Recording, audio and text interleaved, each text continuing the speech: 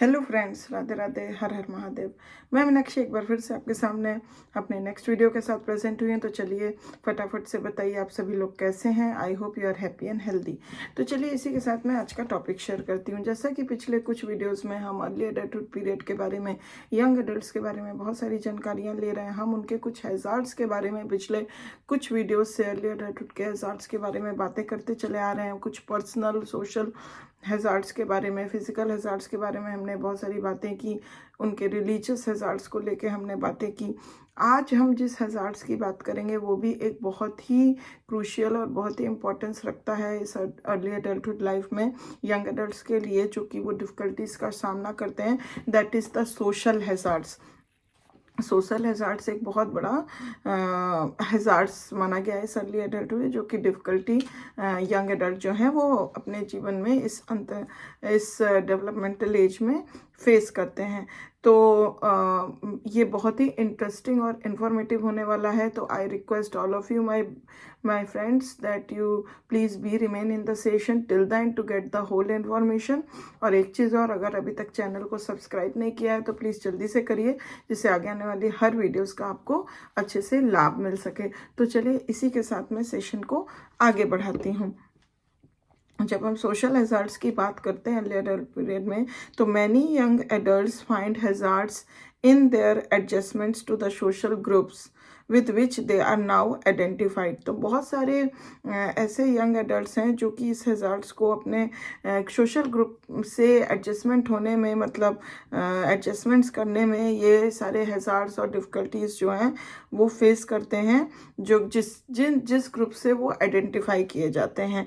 And 3 of these hazards are especially common and difficult to overcome successfully। तो इन सभी hazards में 3 ऐसे common hazards हैं जो कि बहुत ज़्यादा डिफ़िकल्ट हो जाते हैं उनके लिए, जिससे कि वो कम आउट हो पाए या फिर ओवरकम कर पाए, जिसको बहुत डिफ़िकल्ट होता है उनके लिए। तो चलिए ऐसे 3 जो सोशल हैज़ार्ड्स हैं उसके बारे में थोड़ा सा हम जानते हैं।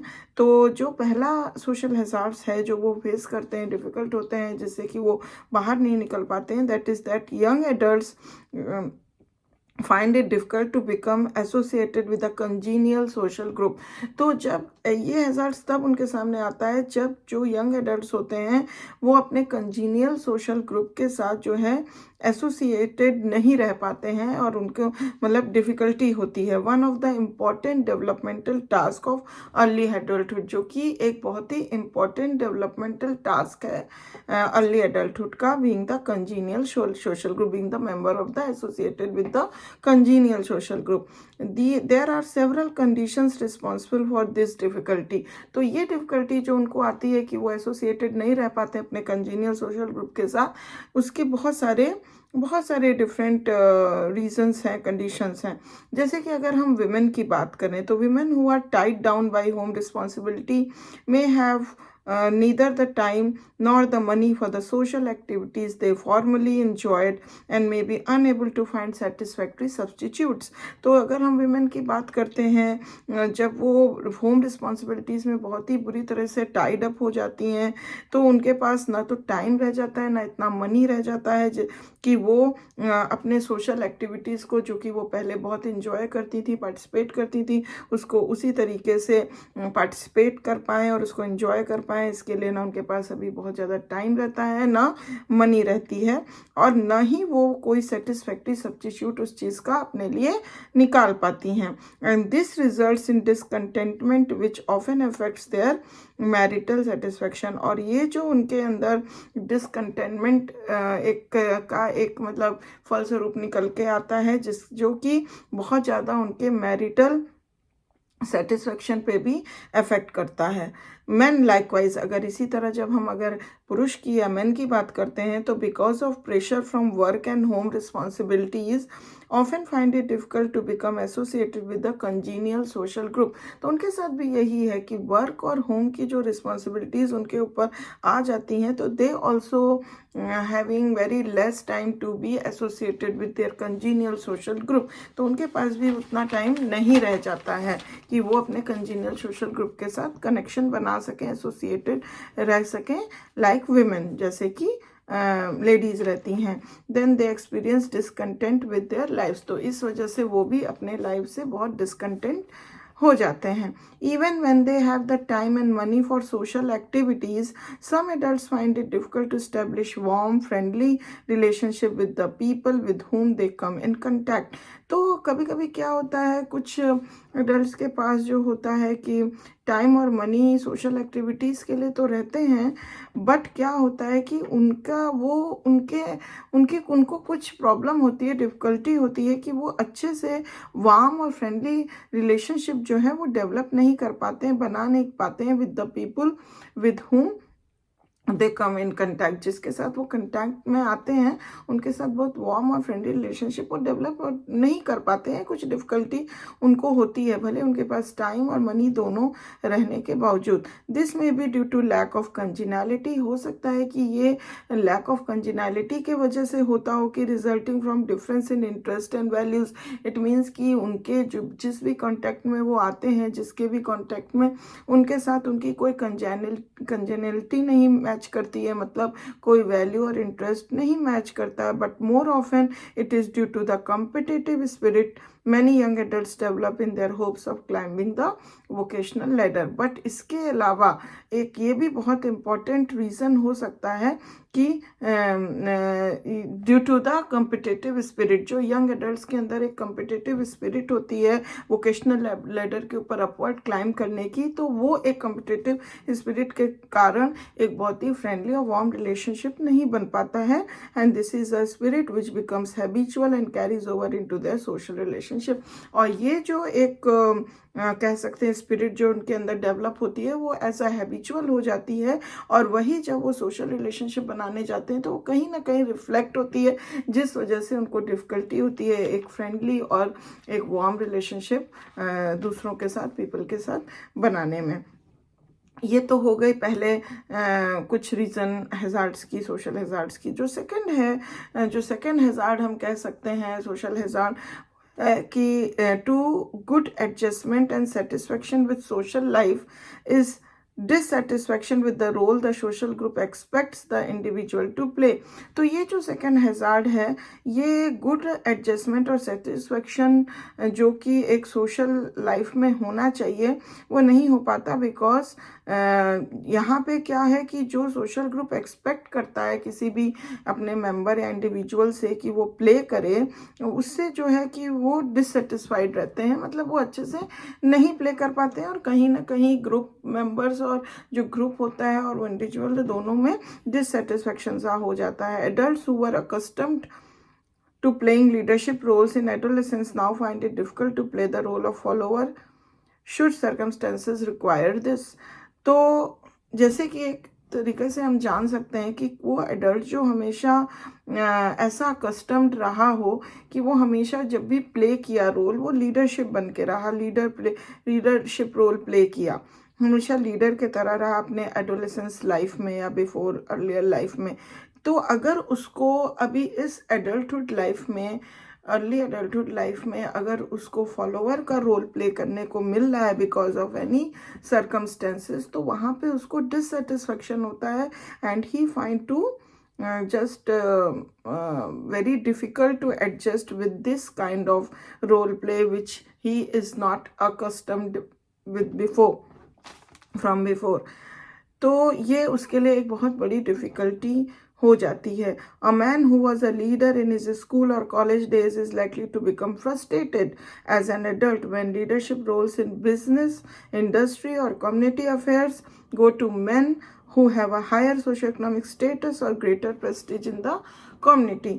तो कोई भी इंडिविजुअल जब वो अपने कॉलेज लाइफ में जो है, स्कूल लाइफ में लीडरशिप का रोल प्ले किया हो हमेशा से, और अगर एडल्टहुड लाइफ में आने के बाद, एंटर करने के बाद उसको फॉलोवर बनने को कहा जा रहा है, तो he became very frustrated at that very moment. And फिर जब वो देखता है कि लीडरशिप रोल चाहे वो बिजनेस में हो, इंडस्ट्री में हो या कम्युनिटी में अफेयर्स में हो, वो ऐसे लोगों को दिया जा रहा है those who are very high in socio economic status, और उनका या तो कम्युनिटी में बहुत ज़्यादा ही ग्रेटर प्रेस्टीज है। तो ऐसे लोगों को मिल रहा है, ना कि जो कि हमेशा से वैसा रोल प्ले किया हो। तो यहाँ पे क्या सिचुएशन आती है, the main get very frustrated at this very moment. तो ये भी उनके लिए एक बहुत बड़ी डिफ़िकल्टी हैज़ार्ड्स का काम करता है। अगर थर्ड हैज़ार्ड की जब हम बात करते हैं, that is related to the social adjustments is social mobility. तो सोशल मोबिलिटी से रिलेटेड है कि सोशल मोबिलिटी में सोशल एडजस्टमेंट्स करते समय कैसे हज़ार्ड्स का सामना इंडिविजुअल करते हैं, यंग एडल्ट्स करते हैं। Socially mobile people face far more dilemmas than the relatively immobile because they must adjust to new social groups with new values and standards of behaviors। तो जो सोशली मोबाइल पीपल होते हैं, जल्दी जल्दी वो mobile होते हैं एक जगह से दूसरी जगह, तो इस वजह से क्या होता है, उनके आगे बहुत ज़्यादा उनको डिलेमा फेस करना पड़ता है, because as compare to the immobile persons. तो ये बिकॉज उनको हर जगह जब मोबिलिटी करने के बाद न्यू सोशल ग्रुप में एडजस्ट करना पड़ता है, न्यू वैल्यूज़ और स्टैंडर्ड्स ऑफ बिहेवियर को फॉलो करना पड़ता है, उसके साथ एडजस्टमेंट। तो ये उनके लिए बहुत बड़ा डिलेमा साबित होती है। Families that are upwardly socially mobile, for example, move to better neighbourhood, give up old associations and values, choose between association with members of two classes, join new social organizations and give up most of the social life they enjoyed with former neighbors, and this increases the loneliness that is characteristic of early adulthood and often leads to depression। तो जब हम बात करते हैं mobility की, social mobility की, तो अगर जो अपवर्डली सोशल मोबाइल होते हैं, जो लोग हो जाते हैं, उनको अपने ओल्ड एसोसिएशंस को और उसके वैल्यूज़ को छोड़ना पड़ता है, गिव अप करना पड़ता है। उनको इस दो जो एसोसिएशंस हैं, जो फॉर्मर थे और जो अभी प्रेजेंट में हैं, उनके बीच में उनको चुनाव करना पड़ जाता है। अगर वो इस वाले न्यू सोशल ग्रुप को चुनते हैं, ऑर्गेनाइजेशन को चुनते हैं, तो they have to give up most of their social life which they enjoyed with their former neighbours. तो जो वो अपने फॉर्मर नेबर्स के साथ जो भी एंजॉयमेंट और सोशल लाइफ जिए थे, उसको उनको गिव अप करना पड़ता है। दिस और ये कारण होता है कि उनका लोनलेस बहुत बढ़ जाता है, और जो कि एक अर्ली एडल्टहुड का बहुत ही बड़ा कैरेक्टरिस्टिक्स माना गया है, कि लोनलीनेस को माना गया है, वो उनका बढ़ जाता है। इक्वली सीरियस अगर हम देखें कि जब भी social mobility often causes stress in the family, not only between husband and wife but between parents and children as well। तो इसके साथ साथ इक्वली सीरियस हम देख सकते हैं कि सोशल मोबिलिटी जो है बहुत ही ज़्यादा स्ट्रेस क्रिएट कर देती है इन द फैमिली। सिर्फ हस्बैंड वाइफ के ही बीच में नहीं, पेरेंट्स और चिल्ड्रंस के बीच में भी। The husband is often critical of his wife if he feels that she is not presenting a favourable image to the new neighbours. तो जो हस्बैंड होता है वो ऑफेंडली जो है क्रिटिकल हो जाता है अपनी वाइफ के प्रति, अगर उसको ऐसा फील होता है कि वो अपने न्यू नेबर्स के सामने बहुत फेवरेबली अपने आप को प्रेजेंट नहीं कर रही है। तो ये चीज़ें मतलब बहुत क्रिटिकली उसके साथ ट्रीटमेंट करने लगता है, जिससे कि उनके रिलेशनशिप में दिक्कतें डेवलप होने लगती हैं। Also parents who are overly anxious to have their children associate with the better group in their new neighbourhood में become aggressive and punitive in their treatment of them। इसी तरह से पेरेंट्स जो कि ओवरली एंक्शस होते हैं और वो अपने चिल्ड्रन को चाहते हैं कि जो भी न्यू नेबर्स हैं, न्यू सोशल ग्रुप है, उसमें वो मतलब बेटर ग्रुप है, उसमें वो बहुत अच्छे से उनके चिल्ड्रन जो है एसोसिएट कर जाएं तुरंत से। तो इस कारण से कभी कभी उनका ट्रीटमेंट अपने बच्चों के प्रति बहुत ही अग्रेसिव और प्यूनिटिव भी हो जाता है, जिससे उनके बीच में भी, पेरेंट्स और चिल्ड्रन के बीच के रिलेशनशिप में डिफ़िकल्टी डेवलप होने लग जाती है।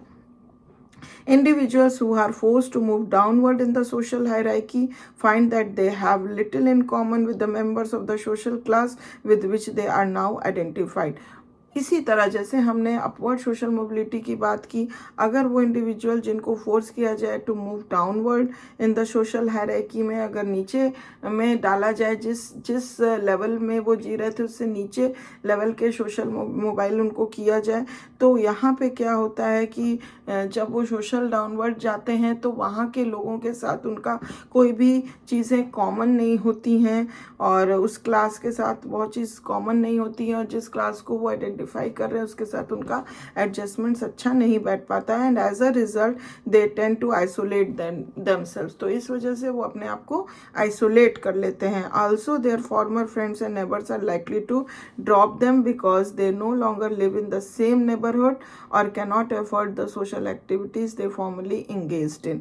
और साथ ही साथ क्या होता है, जो उनके फॉर्मर फ्रेंड्स थे या नेबर्स थे वो भी उनको ड्रॉप आउट कर देते हैं अपने मतलब पूरी तरह से, बिकॉज उनको ये लगता है कि अब तो वो सेम नेबरहुड में भी नहीं रह रहे हैं और ना ही वो किसी प्रकार की सोशल एक्टिविटीज़ में इतना एफर्ट कर पाएंगे और इंगेज रह पाएंगे. इस वजह से फॉर्मर जो उनके नेबर्स और सोशल ग्रुप के मेंबर्स होते हैं वो भी उनको ड्रॉप आउट कर देते हैं. तो इस तरह से वो मतलब आइसोलेट हम कह सकते हैं हो जाते हैं.